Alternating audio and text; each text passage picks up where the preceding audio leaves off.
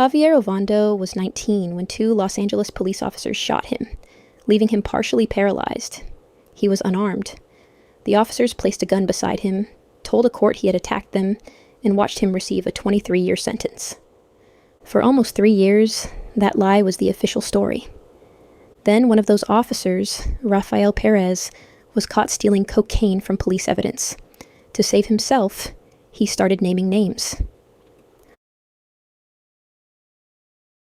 Perez implicated roughly 70 officers. More than 100 convictions were eventually overturned or dismissed. But the investigation now depended on a thief, a perjurer, and, investigators feared, a gifted manipulator. This is the Rampart scandal, the story of an anti-gang unit accused of becoming what it was created to destroy. And the first crack appeared when one police officer shot another on a Los Angeles street. On March 18, 1997, undercover narcotics officer Frank Liga was driving back from a surveillance operation when he became involved in a confrontation with the driver of a green SUV. Liga looked like the people he investigated: long hair, street clothes, and an unmarked car. The other driver apparently had no idea he was confronting a police officer. According to Liga, the man threatened him, followed his car, and raised a handgun. At a traffic light, Liga fired twice. One round struck the driver in the chest. A gun was recovered from the SUV. Liga radioed for help, displayed his badge, and waited for responding officers. Then his supervisor gave him the news. The dead man was Kevin Gaines, an off-duty LAPD officer assigned to Rampart crash. The department eventually found that Liga had acted within policy, but the investigation into Gaines uncovered a life that did not fit neatly with the badge. Detectives found expensive spending, volatile off-duty incidents, and close connections to people around death row records. The SUV he was driving was registered to the estranged wife of the label's founder. None of that proved a criminal conspiracy. It did something more immediate. It forced detectives to examine relationships that had previously attracted little scrutiny. One of those relationships led to another Rampart officer named David Mack. But to understand why Gaines's name opened so many doors, detectives first had to understand the unit he belonged to. The unit with its own rules. Rampart sits immediately west of downtown Los Angeles. In the 1990s, its densely packed neighborhoods were home to immigrant families, busy commercial streets, and some of the city's most established gangs. The violence was real. So was the fear. Residents could find themselves trapped between gangs controlling blocks and a police department under relentless pressure to take those blocks back. The LAPD's answer was crash: community resources against street hoodlums. Its officers gathered gang intelligence, conducted street stops, and built cases. The assignment attracted officers who wanted action and gave experienced teams considerable freedom to produce results. That freedom was part of the appeal. It was also the danger. Rampart Crash developed an identity of its own. Officers associated the unit with a skull wearing a cowboy hat, surrounded by the dead man's hand, aces and eights. Perez later described an informal culture built around aggressive arrests, shooting plaques, and the phrase, "We intimidate those who intimidate others." Officers often needed a sponsor inside the team. Partners relied on one another in dangerous situations, and loyalty could begin to matter more than outside scrutiny. The same bonds that made the unit effective could also make it closed. Rafael Perez joined Rampart Crash in 1995. He was an experienced narcotics officer who understood the streets, spoke Spanish, and looked convincing in court. He would later claim that some officers falsified reports, planted spare guns on unarmed suspects, and protected colleagues after improper shootings. Perez was bargaining for his freedom, and many accusations were never proved. But detectives were about to uncover crimes that did not depend on his word. The cop who robbed a bank. On November 6, 1997, armed men entered a Bank of America branch near the University of Southern California. They escaped in a stolen van with more than $700,000. Detectives quickly suspected an inside job. The money had arrived that morning after being ordered by an assistant bank manager named Erilyn Romero. When investigators questioned her, Romero struggled to say who was responsible.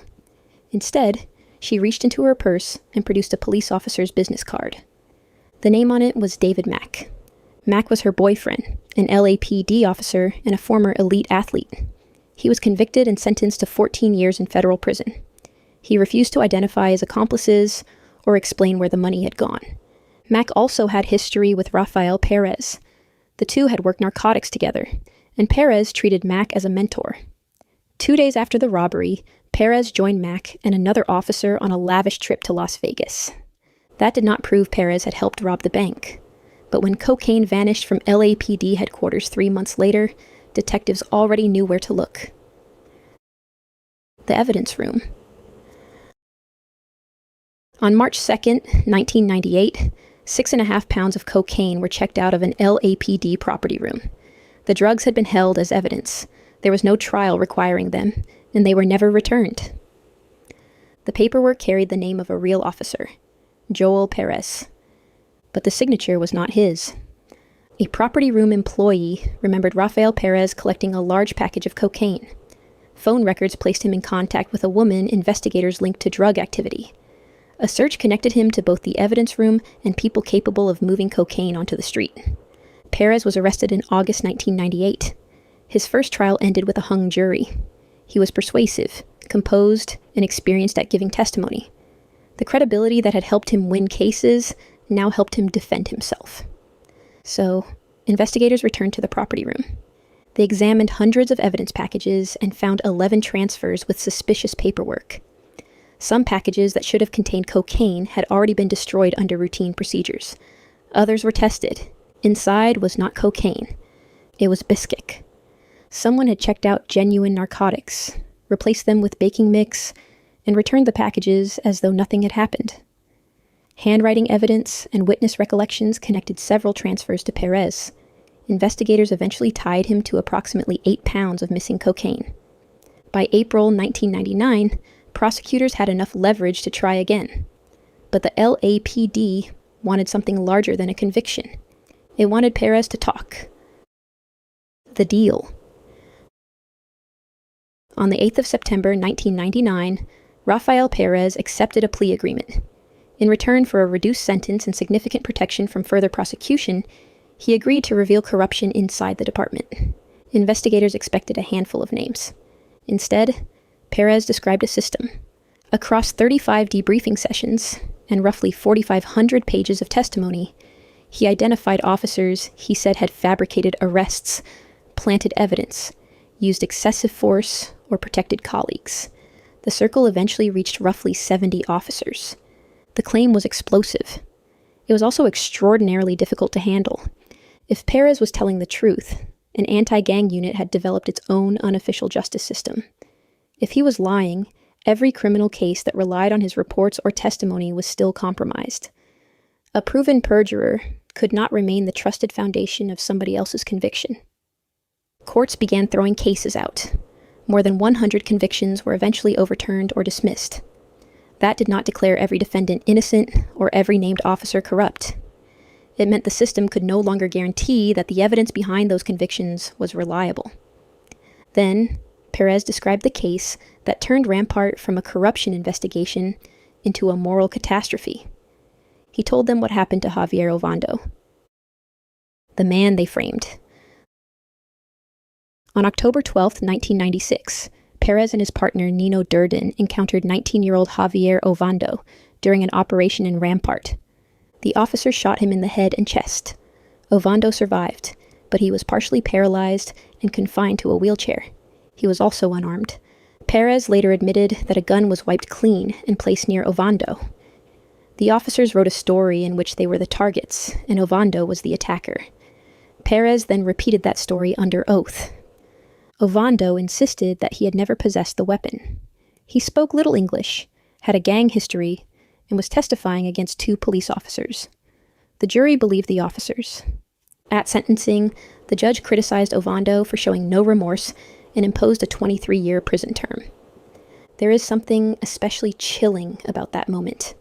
Ovando was being punished, not only for a crime he did not commit, but for refusing to apologize for it.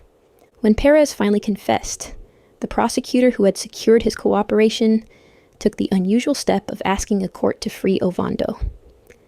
Within a week, his conviction was overturned. He had spent roughly 2.5 years imprisoned while living with injuries caused by the men whose testimony put him there. Los Angeles later agreed to pay Ovando $15 million. Perez and Durden ultimately admitted criminal conduct connected with the shooting and frame-up, but the settlement could not return the years or repair Ovando's body. His case created a question no reform could easily answer.